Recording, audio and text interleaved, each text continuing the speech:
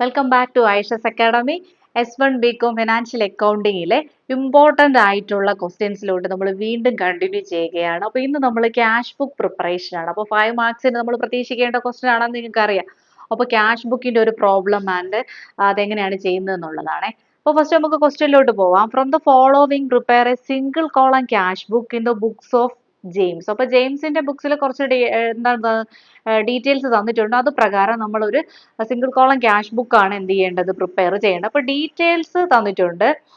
Cash balance, പിന്നെ എന്താണ് cash deposited into bank, അങ്ങനെ കുറച്ച് ഇൻഫർമേഷൻ തന്നിട്ടുണ്ട്. അപ്പോൾ ഞാൻ നിങ്ങളുടെ അടുത്ത് ആദ്യമായിട്ടൊരു കാര്യം പറയുന്നത്, നിങ്ങൾക്കൊരു ക്യാഷ് ബുക്ക് പ്രിപ്പയർ ചെയ്യാൻ അല്ലെങ്കിൽ ഒരു ഫൈനൽ അക്കൗണ്ടിൽ നിന്ന് ഒരു ക്വസ്റ്റ്യൻ വന്നു, 5 മാർക്സിനാവട്ടെ എസ്സേക്ക് ആവട്ടെ. അപ്പോൾ നിങ്ങൾ ആദ്യം എന്താണ് ചെയ്യാനുള്ളത്, ഈ ക്വസ്റ്റ്യൻ നന്നായിട്ടൊന്ന് വായിക്കും. അപ്പോൾ ഇൻ കേസ് നമ്മൾ ആദ്യം ക്യാഷ് ബുക്ക് ആയതുകൊണ്ട് ക്യാഷ് ബുക്കിന്റെ കേസ് തന്നെ പറയാം. ക്യാഷ് ബുക്കിൽ നമുക്കറിയാം, ക്യാഷ് ബുക്ക് എന്ന് പറഞ്ഞാൽ ക്യാഷ് അക്കൗണ്ട് ഫോർമാറ്റിൽ നമ്മൾ വരയ്ക്കുന്നുണ്ട്. ഇതിന് 2 സൈഡ് ഉണ്ട്, നമുക്കറിയാം. ഫോർമാറ്റ് കാര്യങ്ങളൊക്കെ അറിയാം. Date particular amount, date particular amount, അതെല്ലാം അറിയാം. അപ്പോൾ ആദ്യം നിങ്ങൾ ചെയ്യേണ്ടത് ക്വസ്റ്റ്യൻ ഒന്ന് വായിക്കുക. വായിച്ചിട്ട് ഈ ഓരോ ഐറ്റംസും എന്ത് ചെയ്യണമെന്ന് അറിയാമോ, ഇത് എവിടെയാണ് വരേണ്ടത് എന്നുള്ളതൊന്ന് എഴുതി വെക്കുക. ഇപ്പോൾ പെൻസിലിട്ടോ അങ്ങനെ എന്തെങ്കിലും ചെറുതായിട്ട്. ഇപ്പോൾ ആദ്യത്തെ ഒരു ഐറ്റം വായിക്കുന്നു, അതായത് ക്യാഷ് ബുക്കിന്റെ റെസീപ്റ്റ് സൈഡും പേയ്മെന്റ് സൈഡും ഉണ്ടല്ലോ. അപ്പോൾ അതിനകത്ത് ഇപ്പോൾ റെസീപ്റ്റ് സൈഡിലാണ്, ക്യാഷ് ബുക്കിന്റെ റെസീപ്റ്റ് സൈഡിലാണെങ്കിൽ ഒന്നുകിൽ നിങ്ങൾ CR, ക്യാഷ് ബുക്ക് റെസീപ്റ്റ് എന്നുള്ളതിന്റെ ഷോർട്ട് ആക്കി ഈ ഐറ്റത്തിന്റെ നേരെ CR അല്ലെങ്കിൽ R എന്ന് മാത്രം എഴുതിയാൽ മതി. കാരണം ഇതെല്ലാം എഴുതി കഴിഞ്ഞിട്ട് നിങ്ങൾ അക്കൗണ്ട് വരച്ച് എന്ത് ചെയ്യണം, അപ്പോൾ നിങ്ങൾക്ക് ഈസി ആയിട്ട് പെട്ടെന്ന് എടുത്ത് എന്ത് ചെയ്യാൻ പറ്റും, റെസീപ്റ്റ് ചെയ്ത് പേയ്മെന്റ് ഏതെന്ന് എഴുതിയിട്ട് എന്ത് ചെയ്താൽ മതി, ബാലൻസ് ചെയ്താൽ മതി. ഓക്കെ, മറ്റേ നമുക്ക് ഇത് വന്നോ അത് വന്നോ ഇതെവിടെ, അങ്ങനെ ഒരു കൺഫ്യൂഷൻ വരാതെ മിക്കവാറും ക്യാഷ് ബുക്ക് വരുമ്പോൾ ഏറ്റവും സിമ്പിൾ ആയിട്ടുള്ള ക്വസ്റ്റ്യൻ ആയിരിക്കും. അപ്പോൾ നിങ്ങൾക്ക് അത് ആദ്യമേ തന്നെ റെസീപ്റ്റ് ചെയ്ത് പേയ്മെന്റ് ചെയ്തെന്ന് ക്വസ്റ്റ്യനിൽ ഒന്ന് നോട്ട് ചെയ്ത് വെച്ചിട്ട് നിങ്ങൾ എന്ത് ചെയ്യുക, പ്രിപ്പയർ ചെയ്ത് ഓരോന്നായിട്ട് എടുത്ത് പോസ്റ്റ് ചെയ്യുക. അപ്പോൾ നമുക്ക് ഇവിടെ നോക്കാം. നമ്മൾ ക്യാഷ് ബുക്ക് വരച്ചു. ക്യാഷ് ബുക്കിന്റെ നമുക്കറിയാം ഡെബിറ്റ് സൈഡ് ആണ് എന്തെന്ന് പറയുന്നത്, റെസീപ്റ്റ് സൈഡ് അല്ലേ. ക്രെഡിറ്റ് സൈഡ് എന്ന് പറഞ്ഞാൽ പേയ്മെന്റ് സൈഡ്. അപ്പോൾ ഈ കാര്യം ഓർത്തിരിക്കുക. ക്യാഷ് ബുക്കിന്റെ ഡെബിറ്റ് സൈഡ് എന്ന് പറഞ്ഞാൽ എന്താണ്, റെസീപ്റ്റ് സൈഡ്. അതായത് ക്യാഷ് വരുന്നത് നമ്മൾ ഡെബിറ്റ് സൈഡിൽ എഴുതും, റെസീപ്റ്റ് സൈഡിൽ എഴുതും. ക്യാഷ് പോകുന്നതിനെ നമ്മൾ ഏത് സൈഡിൽ എഴുതും, ആ ക്രെഡിറ്റ് സൈഡിൽ അല്ലെങ്കിൽ പേയ്മെന്റ് സൈഡിൽ എഴുതും എന്നുള്ള ഒരു കോൺസെപ്റ്റ് മനസ്സിൽ വെച്ചേക്കുക. അപ്പോൾ ഫസ്റ്റ് നോക്കുക, 2020 ജാനുവരി 1 ക്യാഷ് ബാലൻസ് എത്രയാണ്, 20,000. ക്യാഷ് ബാലൻസ് ഉണ്ടെന്ന് പറയുമ്പോൾ എന്താണ്, ക്യാഷ് റെസീപ്റ്റ് പോലെയല്ലേ, ക്യാഷ് ഇത്രയും ക്യാഷ് ബുക്കിൽ ബാലൻസ് ഇരിക്കുന്നു എന്ന് പറയുമ്പോൾ നമ്മുടെ അതല്ലെങ്കിൽ നമ്മൾ മനസ്സിലാക്കേണ്ടത് ക്യാഷ് ബുക്കിന്റെ എന്താണ്, ബാലൻസ് ബ്രോഡ് ഓൺ, ബാലൻസ് നമ്മൾ ഓപ്പൺ ചെയ്യുന്നത് ഏത് സൈഡിൽ തന്നെയാണ്, റെസീപ്റ്റ് സൈഡ് അല്ലെങ്കിൽ ഡെബിറ്റ് സൈഡിൽ. അപ്പോൾ ഡെബിറ്റ് സൈഡിൽ നമ്മൾ ആദ്യം എന്ത് എഴുതി, നമ്മുടെ ഡേറ്റ് എഴുതി, 2020 ജാനുവരി 1 എന്ന് എഴുതിയിട്ട് നമ്മൾ ബാലൻസ് ബ്രോഡ് ഓൺ ചെയ്ത് ക്വസ്റ്റ്യനിലുള്ള സെയിം എമൗണ്ട് 20,000 നമ്മൾ കാണിച്ചു. ഇനി നമ്മൾ ഈ ബാലൻസിന്റെ കൂടെ അഡീഷണൽ ആയിട്ട് ക്യാഷ് വന്നതെല്ലാം താഴെ എഴുതണം. ഓക്കെ, അപ്പൊ 20,000 രൂപ ഉണ്ടായിരുന്ന സമയത്ത് വേറെ എവിടുന്നെല്ലാം ക്യാഷ് ഫേമിൽ വന്നിട്ടുണ്ടോ അതെല്ലാം നമ്മൾ താഴെ എഴുതാൻ പോവാണ്. അടുത്ത ട്രാൻസാക്ഷൻ നമ്മൾ വായിച്ചു, 2-ാം തീയതി നടന്നത് ഡെപ്പോസിറ്റഡ് ഇൻ ടു ബാങ്ക്. ആ ഡെപ്പോസിറ്റഡ് ഇൻ ടു ബാങ്ക് എന്ന് പറഞ്ഞാൽ എന്താണ്, cash deposited into bank എന്ന് പറഞ്ഞാൽ ക്യാഷ് വന്നതാണോ, അല്ല. നമ്മളെ കയ്യിരുന്ന ക്യാഷ് നമ്മൾ എവിടെ ഡെപ്പോസിറ്റ് ചെയ്തെന്നാണ് പറയുന്നത്, ബാങ്കിൽ ഡെപ്പോസിറ്റ് ചെയ്തു എന്നാണ് പറയുന്നത്. അപ്പൊ ഇതെന്താണ്, ഇതൊരു ക്യാഷ് പേയ്മെന്റ് ആണ് അല്ലെ, ഇതൊരു ക്യാഷ് പേയ്മെന്റ് അല്ലേ. അപ്പൊ എവിടെ വരണം, പേയ്മെന്റ് സൈഡിൽ, ദാറ്റ് മീൻസ് ക്രെഡിറ്റ് സൈഡിൽ ഈ സാധനം വരണം. അപ്പോൾ നമ്മൾ ക്രെഡിറ്റ് സൈഡിൽ ഇത് പോസ്റ്റ് ചെയ്യുന്നു.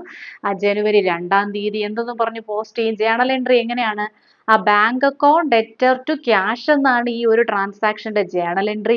ഇത് ക്യാഷ് ബുക്ക് ആയതുകൊണ്ട് നമ്മൾ ക്യാഷ് ഒന്നും എഴുതൂല, പകരം എന്തെന്ന് എഴുതും, ബൈ ബാങ്ക്. ഇതൊക്കെ ബേസിക് ആയിട്ടുള്ള ജേണൽ എൻട്രി പോസ്റ്റിംഗ് ആണ്, നിങ്ങൾക്ക് അറിയാമെന്ന് ഞാൻ വിശ്വസിക്കുന്നു. അപ്പോൾ നമ്മുടെ എന്ത് പേയ്മെന്റ് സൈഡിൽ ബൈ ബാങ്ക് എന്ന് എഴുതി, എത്ര രൂപയാണ് നമ്മൾ ബാങ്കിലോട്ട് കൊടുത്തത്, 5,000 ചെയ്യും നമ്മൾ അവിടെ എഴുതി.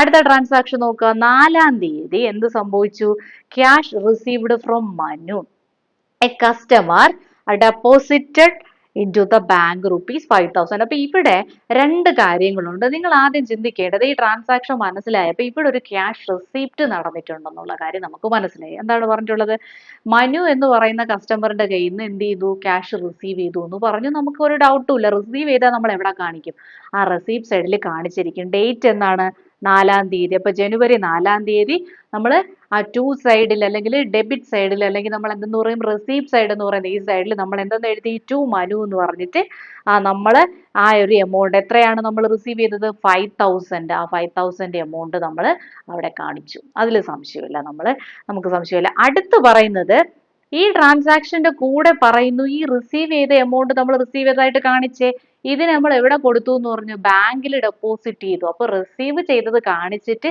ആ സെയിം ഡേറ്റിൽ ഇത് ബാങ്കിൽ ഡെപ്പോസിറ്റ് ചെയ്തതും കാണിക്കണം. ഇത്തരത്തിലുള്ള ജേണൽ എൻട്രീസ് നമ്മൾ എന്തെന്ന് പറയും, നമ്മൾ പഠിച്ചിട്ടുണ്ടല്ലേ, റിസീവ് ചെയ്ത് ബാങ്കും ഇത് വരുന്നതിനൊക്കെ ഉള്ള പ്രത്യേകം എൻട്രീസ് ഒക്കെ നമ്മൾ മെയിൻറ്റെയിൻ ചെയ്തൊക്കെ പഠിച്ചിട്ടുണ്ട്. അപ്പൊ ഇവിടെ റിസീവ് ചെയ്തത് നമ്മൾ കാണിച്ചു. ഇനി അതിന്റെ ബാങ്കിലോട്ട് പോയിട്ടുള്ള സെയിം ട്രാൻസാക്ഷന്റെ രണ്ട് തരത്തിലുള്ള പോസ്റ്റിംഗ് നമ്മൾ ഇവിടെ ചെയ്യേണ്ടിയിരിക്കുന്നു. അപ്പൊ ജനുവരി 4-ാം തീയതി ബൈ ബാങ്ക് എന്ന് പറഞ്ഞ് ഈ 5000 ബാങ്കിലോട്ട് പോയതും നമ്മൾ പേയ്മെന്റ് സൈഡിൽ റെക്കോർഡ് ചെയ്തു. ഓക്കെ, അപ്പൊ ക്ലിയർ ആയെന്ന് വിചാരിക്കുന്നു. നിങ്ങൾക്ക് എന്തെങ്കിലും ഡൗട്ട് തോന്നുന്നുണ്ടെങ്കിൽ തീർച്ചയായിട്ടും എന്നെ കോൺടാക്ട് ചെയ്യുക. ഓക്കെ, അടുത്ത് 5-ാം തീയതി എന്ത് സംഭവിച്ചു, പെയ്ഡ് സാലറീസ്. പെയ്ഡ് സാലറി എന്ന് പറഞ്ഞാൽ നോ ഡൗട്ട് അതൊരു പേയ്മെന്റ് ആണ് അല്ലേ. അപ്പൊ 5-ാം തീയതി, ജനുവരി 5-ാം തീയതി ബൈ സാലറി എന്ന് പറഞ്ഞിട്ട് നമ്മൾ 2000 രൂപ സാലറി കൊടുത്തത് കാണിച്ചു. അടുത്ത് പറയുന്നു 7-ാം തീയതി ഒരു ട്രാൻസാക്ഷൻ നടന്നത്. എന്താണ്, ബോട്ട് എ ടൈപ്പ് റൈറ്റർ. അപ്പൊ ഈ ഒരു ഓർഗനൈസേഷന് വേണ്ടിയിട്ട് ടൈപ്പ് റൈറ്റർ എന്ന് പറഞ്ഞിട്ട് ഒരു അസറ്റ് വാങ്ങി എന്തെങ്കിലും ഒരു സാധനം വാങ്ങി എന്ന് പറഞ്ഞാൽ നിങ്ങൾ വിചാരിക്കുക അവിടെ എന്താ സംഭവിച്ചു, ക്യാഷ് പോയി, ക്യാഷ് പേയ്മെന്റ് ആണ്. അപ്പോൾ പേയ്മെന്റ് സൈഡിൽ ജനുവരി 7-ാം തീയതി ബൈ ടൈപ്പ് റൈറ്റർ എത്ര രൂപ കൊടുത്താണ് വാങ്ങിയത്, 2500 രൂപ കൊടുത്താണ് വാങ്ങിയത്. അപ്പോൾ ആ 2500 നമ്മൾ പേയ്മെന്റ് സൈഡിൽ എഴുതി. അടുത്ത് എന്നാണ്, 8-ാം തീയതിയാണ് ട്രാൻസാക്ഷൻ നടന്നത്. 8-ാം തീയതി എന്ത് നടന്നു, ക്യാഷ് വിഡ്രോൺ ഫ്രോം ബാങ്ക്. ആ ബാങ്കിൽ നിന്ന് എന്ത് ചെയ്തു, ക്യാഷ് വിഡ്രോ ചെയ്തു എന്ന് നമ്മൾ പറഞ്ഞു. എത്ര രൂപയാണ്, 1200 രൂപ ബാങ്കിൽ നിന്ന് വിഡ്രോ ചെയ്തെന്ന് പറയുമ്പോൾ ക്യാഷ് വന്നില്ലേ, ക്യാഷ് റെസീപ്റ്റ് അല്ലേ, ആണ്.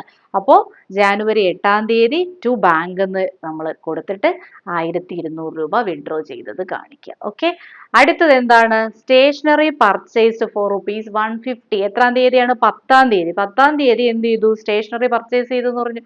പർച്ചേസ് ചെയ്തെന്ന് പറഞ്ഞാൽ ക്യാഷ് എന്ത് ചെയ്തു, പോയി. പർച്ചേസ് ചെയ്തപ്പോൾ പൈസ കൊടുത്തു, നമുക്ക് ഡൗട്ട് ഇല്ല. അപ്പോൾ അത് നമ്മൾ പേയ്മെന്റ് സൈഡിൽ എന്തെന്ന് പറഞ്ഞ് കാണിക്കുന്നുണ്ട്, ബൈ സ്റ്റേഷനറി 150 എന്ന് പറഞ്ഞ് കാണിച്ചു. അടുത്ത് എന്താണ് സംഭവിച്ചത്, 10-ാം തീയതി കഴിഞ്ഞിട്ട് 11-ാം തീയതി സോൾഡ് ഗുഡ്സ് ഫോർ ക്യാഷ്.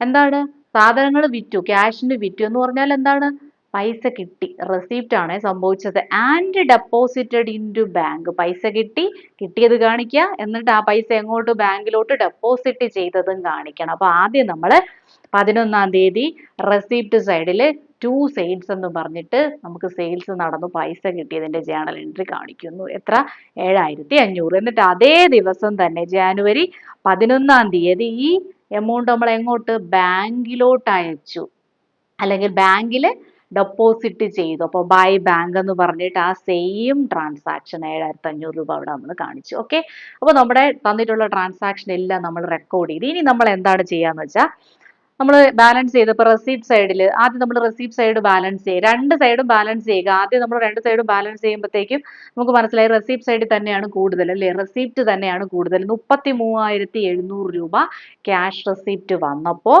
ഇവിടെ നമുക്ക് കുറച്ച് എമൗണ്ട് എന്തുണ്ടായിരുന്നു, നമുക്ക് പേയ്മെന്റ് സൈഡിലുള്ള എമൗണ്ട് ടോട്ടൽ കൂട്ടിയപ്പോൾ ഈ റെസിപ്റ്റിൽ നിന്നും പേയ്മെന്റ് സൈഡിലെ ടോട്ടൽ ഡിഫറൻസ് ചെയ്യുമ്പോൾ വരുന്ന എമൗണ്ട് ബാലൻസ് ക്യാരിഡ് ആണോ നമ്മൾ പറഞ്ഞ് എഴുതി, 11,550 രൂപ. അതായത് 33,700 രൂപ ക്യാഷ് റെസിപ്റ്റ് ഉണ്ടായിരുന്നതിൽ ആ ഡിഫറൻറ്റ് പേയ്മെന്റും കഴിഞ്ഞ് ഒരുപാട് കാര്യങ്ങളുടെ പേയ്മെന്റ് ഒക്കെ ഉണ്ടായിരുന്നു, അതെല്ലാം കഴിഞ്ഞിട്ട് ഇത്ര രൂപയാണ് ക്യാഷ് ആയിട്ടുള്ളതെന്നാണ്, ക്യാഷിന്റെ ബാലൻസ് 11,550 രൂപ എന്നാണ് ഇതിന്റെ മീനിങ്. ഓക്കെ, അപ്പൊ ക്യാഷ് ബുക്ക് ഇന്ന് തന്നെ നിങ്ങൾ കാണാതെ എങ്ങനെയാണ് പോസ്റ്റ് ചെയ്യണമെന്ന് നല്ല രീതിയിൽ പഠിക്കുക.